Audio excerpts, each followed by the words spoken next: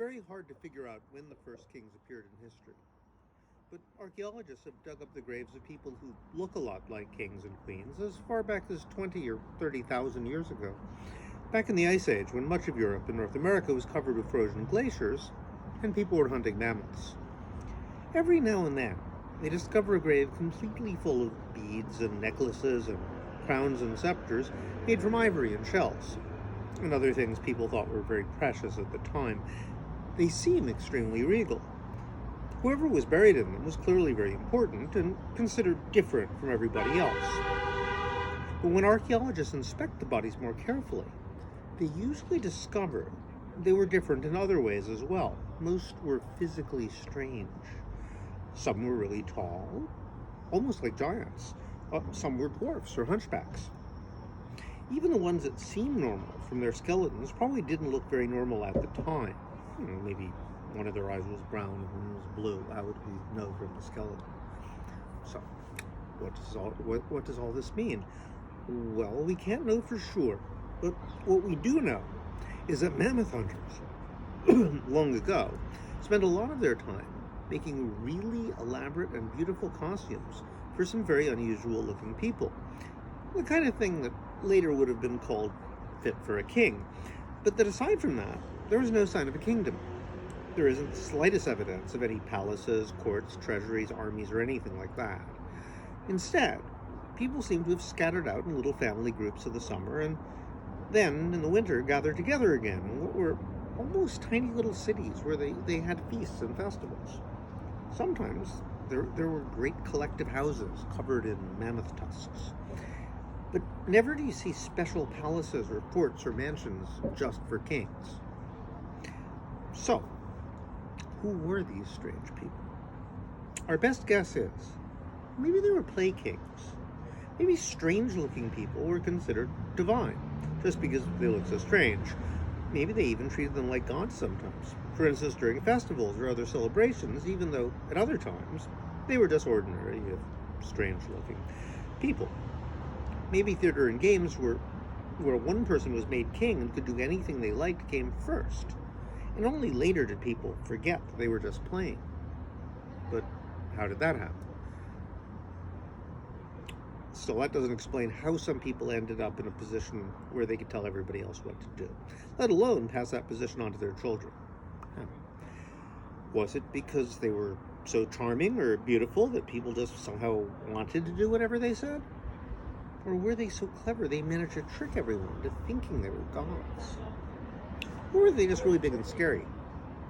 And even if they were more charming or brilliant or terrifying than anyone else, how did they manage to convince everyone to let their children take over when they died, since their children might just as easily be weak or ugly or stupid?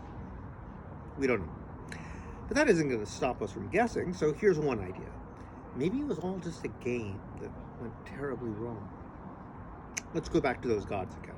Even people who don't have kings often think gods and goddesses act a little like kings, imposing all sorts of rules on us and punishing anyone who breaks them. Now, some of these rules are always very sensible.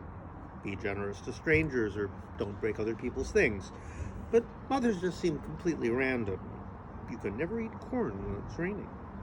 Every Friday you have to eat fish. And often, no one knows why these rules exist, but always they're quite sure that if they don't follow them, something very bad will happen, even if they're not always sure what.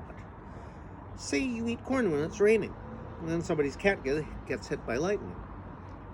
Then you're in trouble because everyone will think it was your fault. So here's one idea. Maybe it was all a game of make-believe. Let's imagine, during certain times of year, people would dress up in costumes and pretend to be gods and goddesses and dragons and monsters. This isn't hard to imagine because there are still some places like Greenland or Tierra del Fuego where they still do.